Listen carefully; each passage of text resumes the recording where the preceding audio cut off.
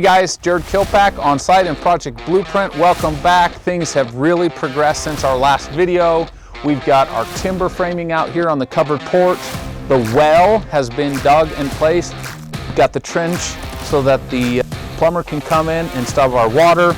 We've got windows in and our Tyvek protecting the envelope on the building. And we've got our knives flashing around each of these windows.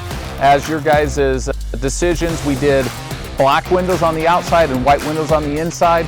The insulation is all complete inside. So let's take a look. The drywallers have hung all the sheets of drywall and they're getting going taping. It's kind of a fun process.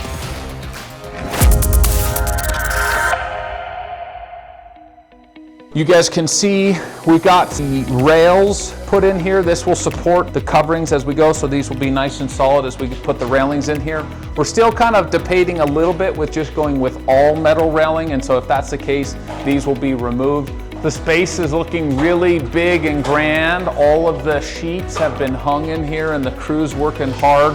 I have a soft spot in my heart because when we started New Peak Construction Company almost 20 years ago, we're coming up on 19 years right now, this is actually what we started doing prior to all of that. It's middle of the day, there's no lights on in here, and there is ample space. In fact, we don't even have a perfectly cloud-free day, and yet I don't think you'll need to turn on the lights in here at all throughout the day. The fireplace is taking shape now. We can see where it narrows as it comes up to the top, and then also in the front has a little bit of tilt to it. The concrete is getting close to coming in. We're making a lot of progress. The back patio, which will be out here. As you guys step on out here, you can also see we're on a septic system here. So the septic tank and the clean out and everything has been placed and set out there.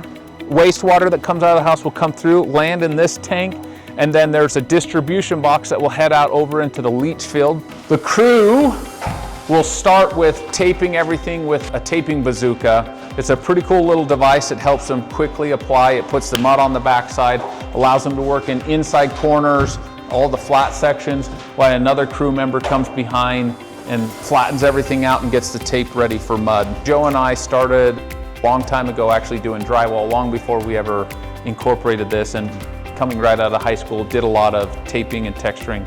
So kind of want to just give you a little insight into this world because that's what I love. This is a taping bazooka, like I had mentioned earlier. This is the pump that sits on top of the bazooka, and all you have to do is you fill in here and you can pump this up and fill it up with mud. Then it comes off and we'll sneak into a room over here. And obviously I'm not good at all anymore, but once we get close to the corner, you have to judge this, and you pull the tape and it lays it back out. Very quickly, we want to hit it up into these corners. We're not actually trying to squeeze all the mud out of there, and then usually work it back out this direction because it starts to stretch the tape. Hace mucho tiempo since I've done this, but it's that simple, like that. Once they start going through, then we're going to fill that gap, that little bubble, that little light that's coming through. We'll fill that up with mud so we create this nice smooth transition. Hardest part of drywalling is keeping yourself clean. So we're here in the primary bathroom, and I wanted to point out a couple things in here that you guys haven't been able to see previously. We've talked about it, but I haven't been able to show you. Now you can see that the framers have finished, and with drywall going on, you can see this recessed floor. So we went from 11 7/8 inch floor joists down to 10-inch floor joists. That gives us a 2-inch drop. With that 2-inch drop, we're able to build a shower pan that will then slope water to the drain here in the front and be able to maintain the waterproofing without a curb. I wanted to point out, some of you guys might have noticed, there's a difference between this drywall and this drywall. This drywall is called DensShield. It's specifically used in wet and shower locations because of the properties that it has. We want to come up here and show you kind of this beautiful money shot up here where we can see way down into that and kind of connecting this upper level and the flow down to the lower level, just making it a really homely environment for people to interact and really socialize together. I wanted to point out the timber framing that we've done here in the front of the gable. This is one of the areas that I really enjoy living in the Mountain West. I really love timber framing, and so it's a fairly expensive process to do, but we wanted to incorporate a little bit of here, and I want to kind of show you how we were able to pull this together without any exposed fasteners or brackets. So Simpson makes a great product.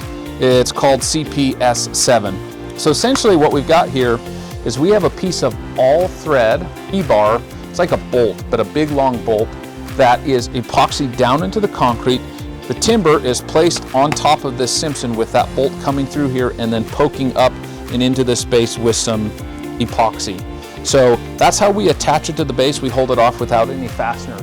And then up top, how we're able to pull off the fasteners is with some really long lag screws. Now this was designed by our engineer and the type of lag screws and the depth and the penetration that it has, but we're able to accomplish this timber frame look without any fasteners, which I think with modern hardware, but still making it strong and viable and beautiful.